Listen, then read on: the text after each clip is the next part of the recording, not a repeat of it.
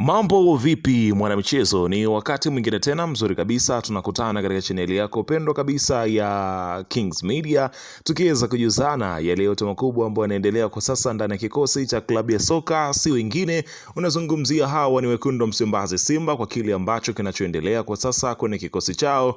Mambo yanaonekana kutokwenda vizuri ndani ya kikosi cha klabu ya soka ya Simba.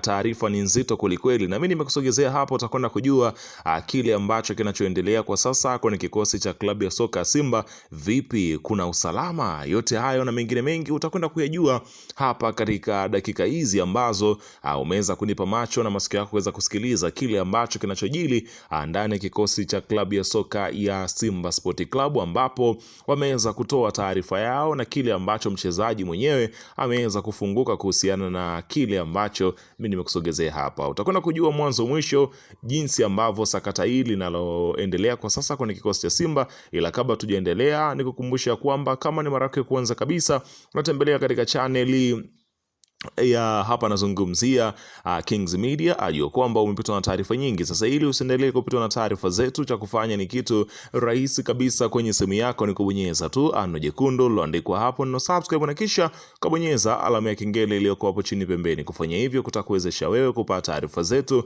popote pale unapokuwepo, asipokuweza kuhangaika huku na kule kwenye kutafuta taarifa. Taarifa zinakuwa zinakufikia moja kwa moja kwenye simu yako. Karibu tuweze kuzungumza kuhusiana hili ambalo linaloendelea kwa wakati huu ndani ya kikosi cha klabu ya soka. Si wengine bali unazungumzia hawa ni wekundu wa Msimbazi Simba. Karibu.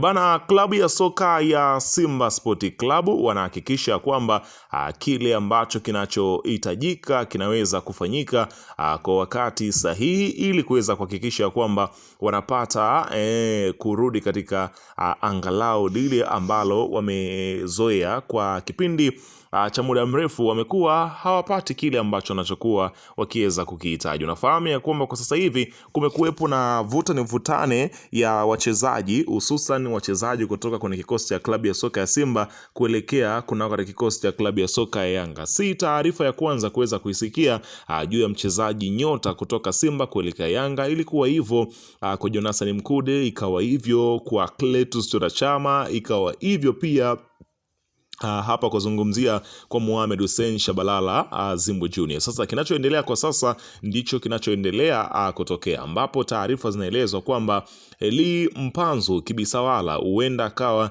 ni miongoni mwa nyota ambao wanaofuata kwenda kutua kwenye kikosi cha klabu ya soka ya Young Africans. Taarifa zinaelezwa kwamba kuelekea dirisha dogo la usajili kumekuwepo na vuta ni kuvute baina ya wakala wa Eli Mpanzu pamoja na viongozi wa klabu ya soka ya Young Africans, kuwepo na mazungumzo juu ya mchezaji huyo kuweza kuondoka, kidaiwa ya kwamba furaha ambayo ipo kwenye kikosi cha Simba ni ndogo kwa mchezaji huyo, ni kana kwamba hana furaha na kikosi cha Simba, huenda kutokana na yale ambayo yanajiri kwenye kikosi chao. Lakini kwa sasa inaonekana mchezaji anavutiwa zaidi na project ya kikosi cha klabu ya soka ya Young Africans, taarifa zikieleza hivyo kwamba huenda anataka kuweza kutimkia huko, na hii ni mwendelezo wa kile ambacho Yanga wamekuwa wakiendelea. Wanazungumza kama masiara, lakini mwisho wa siku unakuja kusikia tayari wamekamilisha dili hilo. Ikumbuke kwamba hata dirisha kubwa la usajili lililopita walikuwa wakiweza kumzungumza hivyo